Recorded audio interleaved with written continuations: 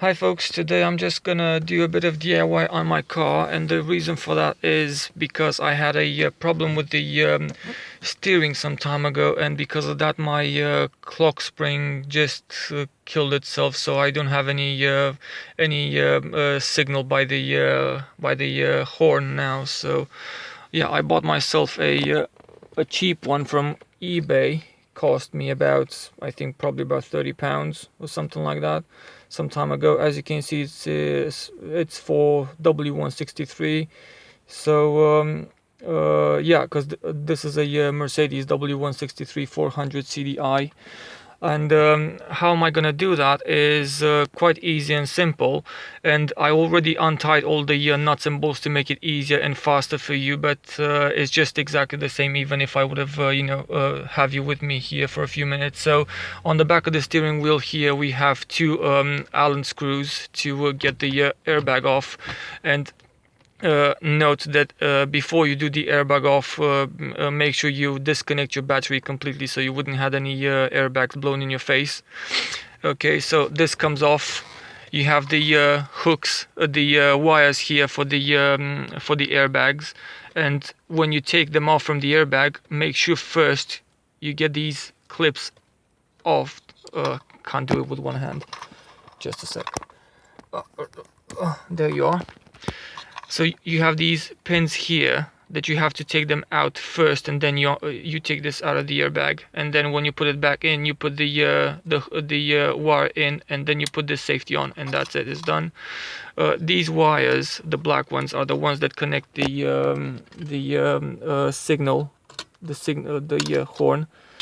So you can shout for pedestrians when they're naughty. Yeah, the one in the middle is the one that holds actually the steering wheel, which is the 10mm Allen key, which is this Allen key socket that I got for about £4 I think on eBay. Still quite a good one actually. Okay, for you to know, this nut is very, very, very tight because I had one of my my very built friends to help me out with it, and as you can see, I already loosened it up to make it easier. So after you get this off, just put this aside. After you get this off, the steering wheel I made already, if you can see, I made already a mark here on the steering wheel itself and on the column.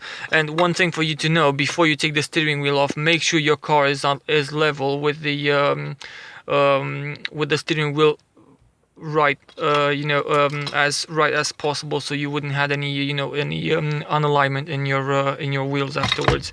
So we get the steering wheel off now and get the wires out through the hole in the back of the steering wheel.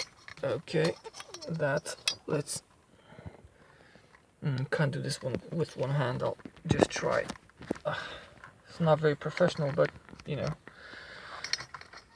yeah, when I first did it I didn't have anything to show me, and I'll just get the black ones first because they're smaller.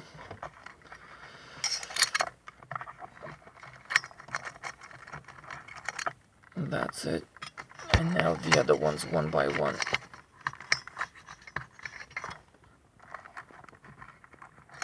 Okay, that's one, and that's the second one. Okay, and now we have the steering wheel off. We're not gonna use it for a few minutes, and there's our clock spring. Yeah, and the clock spring I already untied it to, like I said, to make it easier and not keep you so much time. The clock spring has two screws here, and just remember, because what I think is the clock spring only goes in one position on the steering column, so it's not going to be that big of an issue to put it back.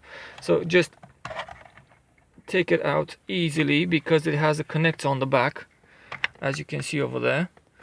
So I'm just going to take a flat screwdriver, because has a pin on the back here. If you can see it, has a pin. I'm just gonna push that in,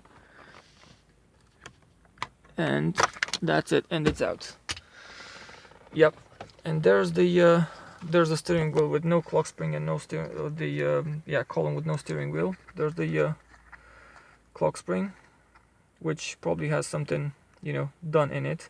I'll just open this up for you, so you would see actually what is the problem, to make it easier for all of us actually, because I'm quite curious to see what's inside and what was the damage.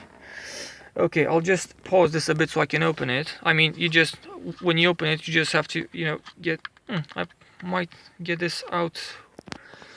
Oh, just a sec.